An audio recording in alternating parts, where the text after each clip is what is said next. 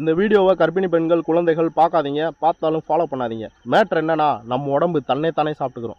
தன்னை சாப்பிட்டுக்கிறோன்னே பார்க்குறவங்க யாரும் பயப்பட தேவையில்ல. அது மூலமா நம்மளுக்கு நன்மைகள் இருக்குது. எப்போ தன்னை சாப்பிட்டுக்கிறோம் அப்படின்னா, நீங்கள் பட்னியாக இருந்தாலும் ஃபாஸ்டிங் இருந்தாலும் அப்போ உள்ள எதை சாப்பிடும் அப்படின்னு பார்த்தா டெட் செல்ஸ் எல்லாம் சாப்பிடும். இது மூலமா நம்ம உடம்புக்கு புது செல்ஸ் உருவாகும். டெட் செல்ஸ் தீர்ந்து போயிடுச்சு அப்படின்னா, நீங்கள் முத நாள் சாப்பிட்ட சிக்கனு பரோட்டா அப்படி ஹெவி ஃபுட் எதாவது சாப்பிட்டீங்கன்னா அது போய் லிவரில் ஆயிலாக படிஞ்சிருக்கும்ல, அதெல்லாம் எடுத்து சாப்பிட்ரும். நீங்கள் ரெகுலராக இது மாதிரி ரெகுலர்னா தினம் இல்லை, வாரத்துக்கு ஒரு தடவை 10 நாளைக்கு ஒரு தடவை ஃபாஸ்டிங்கோ பட்னியாவோ இருந்தீங்க அப்படின்னா உடம்புல கேன்சர் செல்ஸ் கூட வராது அப்படின்னு சொல்கிறாங்க. ஸோ இதை கேட்டு போய்ட்டு நான் ஒரு 10 நாள் பட்னியாக இருப்பேன் அப்படின்னு சொல்லிட்டு மயக்கம் போட்டு விழுந்துடாதீங்க. வாரத்துக்கு ஒரு தடவை 10 நாளைக்கு ஒரு தடவை ஃபாஸ்டிங்காக இருக்கலாம். அப்படி இல்லை அப்படின்னா தினம் நீங்கள் 3 நேரம் சாப்பிட்றீங்களே, ஏதோ ஒரு நேரம் பாதி வயிறை காலியாக விட்டு பாதி சாப்பாடு மட்டும் சாப்பிட்லாம்.